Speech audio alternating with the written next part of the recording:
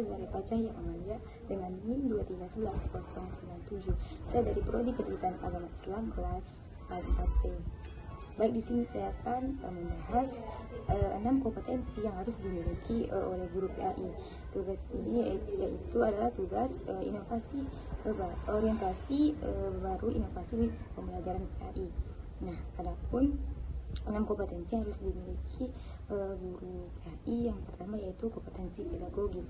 Nah, pedagogik ini berasal dari bahasa Yunani yakni paidos, yang artinya anak laki-laki, dan agogos yang artinya mengantar, membimbing. Nah, jadi pedagogik secara harfiah yaitu membantu anak laki-laki zaman Yunani kuno yang pekerjaannya mengantarkan anak majikannya pergi ke sekolah. Nah, pedagogik adalah ilmu yang mempelajari masalah membimbing anak ke arah tujuan tertentu, yaitu supaya kelak ia mampu secara mandiri menyelesaikan tugas hidupnya. Nah, secara umum istilah pedagogi dapat berupa makna sebagai ilmu dan seni mengajar anak-anak, sedangkan ilmu mengajar untuk orang dewasa ialah andragogi. Nah, berdasarkan pengertian tersebut di atas, maka yang dimaksud dengan pedagogi adalah ilmu tentang pendidikan anak yang ruang lingkupnya terbatas pada interaksi edukatif antara pendidik dengan siswa. Sedangkan kompetensi pedagogik adalah sejumlah kemampuan guru yang berkaitan dengan ilmu dan seni mengajar siswa. Adapun yaitu ruang lingkup kompetensi pedagogik. Nah, berdasarkan beberapa pengertian tersebut di atas, dengan kompetensi pedagogik maka guru mempunyai kemampuan-kemampuan sebagai berikut. Yang pertama yaitu mengaktualisasikan landasan mengajar. Yang kedua yaitu memahami terhadap peserta didik. Yang ketiga menguasai ilmu mengajar. Yang keempat yaitu menguasai teori motivasi. Yang kelima yaitu mengenali lingkungan masyarakat. Yang keenam menguasai penyusunan kurikulum. Yang ketujuh yaitu menguasai teknik penyusunan RPP. Dan yang terakhir yaitu menguasai pengetahuan evaluasi pembelajaran. Selanjutnya itu yang kedua kompetensi kepribadian.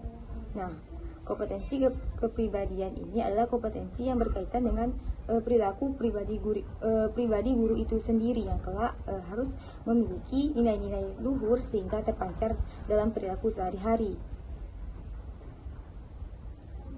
Nah, adapun ruang lingkup kompetensi kepribadian yang perlu dimiliki guru antara lain yaitu yang pertama, guru sebagai manusia ciptaan Tuhan Yang Maha Esa berkewajiban untuk meningkatkan iman dan ketakwaannya kepada Tuhan sejalan dengan agama dan kepercayaan yang dianutnya. Selanjutnya yaitu guru memiliki kelebihan dibandingkan yang lain. Yang ketiga yaitu guru perlu untuk mengembangkan sikap tenggang rasa dan toleransi dalam menyikapi perbedaan yang ditemuinya dalam berinteraksi dengan peserta didik maupun masyarakat. Yang terakhir yaitu guru diharapkan dapat menjadi fasilitator dalam menumbuh kembangkan budaya berpikir kritis di masyarakat, saling menerima dalam perbedaan pendapat dan bersikap demokratis dalam menyampaikan dan menerima gagasan-gagasan mengenai permasalahan yang ada di sekitarnya, sehingga guru menjadi terbuka dan tidak menutup diri dari hal-hal yang berada di luar dirinya.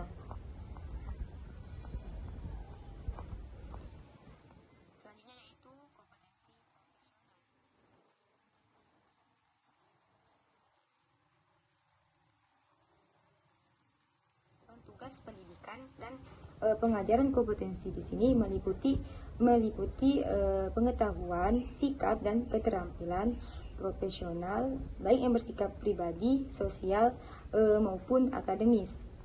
Nah, kompetensi profesional merupakan salah satu kemampuan dasar yang harus dimiliki seorang guru.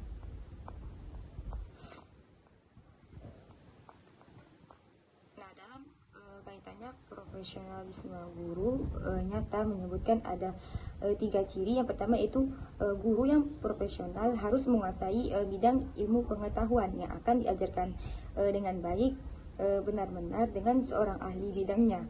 Guru selalu meningkatkan dan mengembangkan keilmuannya sesuai dengan perkembangan zaman. Yang kedua yaitu guru yang profesional harus memiliki kemampuan menyampaikan atau mengajarkan ilmu yang dimilikinya kepada siswa secara efektif dan efisien dengan memiliki ilmu kependidikan. Yang ketiga itu guru yang profesional harus berpegang teguh kepada kode etik profesional. Selanjutnya yaitu yang keempat, kompetensi sosial. Nah, kompetensi sosial ini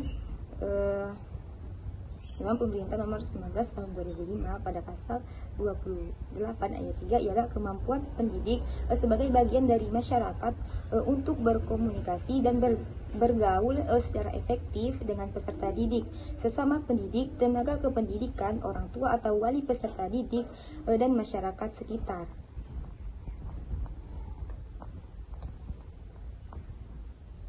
Nah, adapun kompetensi sosial sebagai berikut. Yang pertama, terampil berkomunikasi peserta didik dan orang tua peserta didik. Selanjutnya itu bersikap simpatik.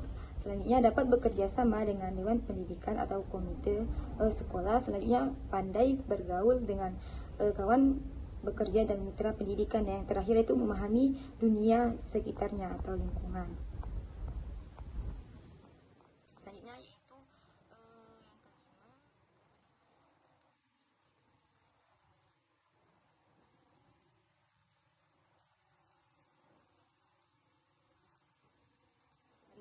Seperti memberikan contoh perlakuan yang sesuai dengan ajaran agama. Nah, guru PAI yang memiliki kompetensi spiritual yang kuat akan mampu membimbing dan mengarahkan peserta didik untuk memiliki karakter yang baik dan bertakwa kepada Tuhan. Kompetensi spiritual juga penting dalam menciptakan lingkungan belajar yang kondusif dan penuh dengan nilai-nilai agama. Yang terakhir yaitu kompetensi leadership atau kepemimpinan. Nah, kompetensi ini mencakup kemampuan guru PA sekolah. Selanjutnya pandai bergaul dengan kawan bekerja dan mitra pendidikan. Yang terakhir itu memahami dunia sekitarnya atau lingkungan. Selanjutnya yaitu